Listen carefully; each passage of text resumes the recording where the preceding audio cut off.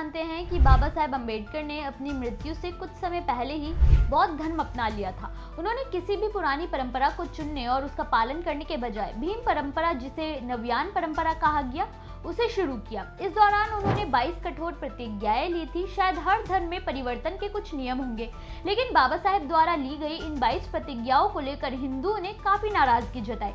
इन प्रतिज्ञाओं को लेकर यह भी कहा गया कि ये हिंदू धर्म के प्रति नफरत फैलाने वाली, उन्हें बरगलाने वाली परंपराएं हैं, जिनकी कुछ शपथ को लेकर आज भी विवाद जारी है। आपने इस वीडियो में हम जानेंगे कि आखिर वो कौन कौन सी प्रतिज्ञाएं हैं जिसे लेकर आज भी विवाद बना हुआ है, जिसका हिंदू संगठन विरोध करते हैं, और क्यों इन प्रतिज्ञाओं को हिंदू धर्म के खिलाफ बताया गया है। नमस्कार, मेरा नाम है मोहिनी और आप देख रहे हैं भीम सेना। बाबा साहेब ने 14 अक्टूबर 1956 में नागपुर की दीक्षा भूमि में बौद्ध धर्म अपनाया था। तब जो 22 प्रतिज्ञाएं उन्होंने बौद्ध अनुयायी बनते समय ली थी, वही प्रतिज्ञाएं उनके साथ बौद्ध धर्म अपनाने वाले करीब 3.85 लाख दलितों ने भी ली थी। बाबा साहेब ने नवयान परंपरा के साथ ही 22 प्रतिज्ञाओं का एक घोषणा पत्र पढ़ा था, जो संकेत था कि जो भी नवयान परंपरा को अपनाएगा उसे इन 22 प्रतिज्ञाओं को मानना ही होगा।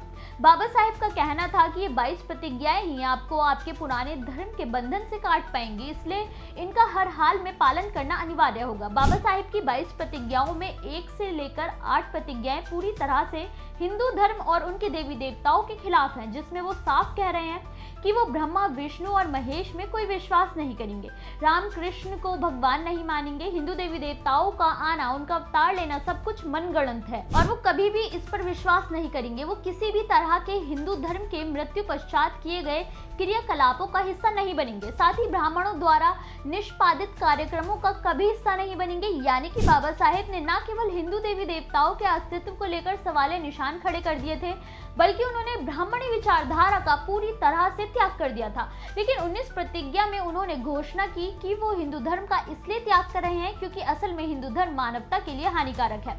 लोगों की वास्तविक उन्नति और मानवता के विकास में सबसे बड़ा बाधक है हिंदू धर्म, क्योंकि ये असमानता पर आधारित है, जिसमें जातिगत असमानता सबसे पहले है। जो व्यक्ति को एक दूसरे के प्रति हीन भावना सिखाता है, वो ऐसे धर्म का त्याग कर रहे हैं। बाबा साहेब ने सीधे तौर पर 19वीं प्रतिज्ञा में बता दिया था कि हिंदू धर्म एक ऐसा धर्म है जो जोड़ना नहीं तोड़ना जानता है, और ऐसे धर्म का नाश होना ही चाहिए, क्योंकि भारत हमेशा से एक हिंदू प्रधान देश रहा है। ऐसे में भले ही धर्म बदलने का फैसला करने पर विरोध कम हुआ, लेकिन हिंदू धर्म को शपथ के नाम पर बदनाम करने की कोशिश के कारण हिंदुओं ने नाराजगी जताई। हिंदू संगठन का साफ कहना है कि धर्म बदलने का फैसला उनका निजी था, लेकिन वो उसके लिए किसी और धर्म पर कटाक्ष नहीं कर सकते हैं, उन्हें बदनाम नहीं कर सकते हैं, जबकि दुनिया का सबसे पुराना धर्म सनातन है, जिसका पालन सदियों से युगों युगों से किया जा रहा है। ऐसे पवित्र धर्म के बारे में अब शब्द कहना बिल्कुल उचित नहीं है। सनातन के धर्म ग्रंथों को आज पूरी दुनिया मान रही है, लेकिन बाबा साहेब ने उनका त्याग करने को कहा। बौद्ध धर्म अपनाना और लाखों लोगों को अपने साथ बौद्ध धर्म की तरफ ले जाना उनका अपना फैसला था, जिसे लेकर पहले भी कई लोगों ने बाबा साहेब को समझाया भी था। लेकिन बाबा साहेब हमेशा से जिद्दी थे और वो हिंदू धर्म छोड़ने के फैसले पर अड़े रहे थे।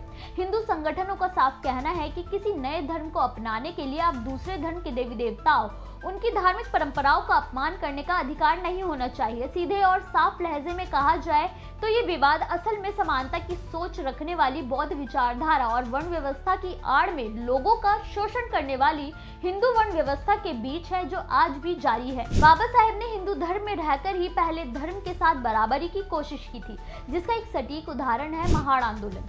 वो तो केवल दलितों और पिछड़ों को पानी पिलाने का हक दिलाना चाहते थे, लेकिन बदले में क्या हुआ? जातिवादी दबंगों ने दलितों को बुरी तरह से मारा ताकि वो ये दोबारा हिम्मत न कर सके। तो बात साफ है, जिस धर्म में दलितों, पिछड़ों को इंसानों की कैटेगरी में नहीं रखा जाता है, ऐसे धर्म को छोड़ना ही बेहतर है। इसलिए जो गलतफहमी इन 22 प्रतिज्ञाओं को लेकर फैलाई गई, वो पूरी तरह से गलत है।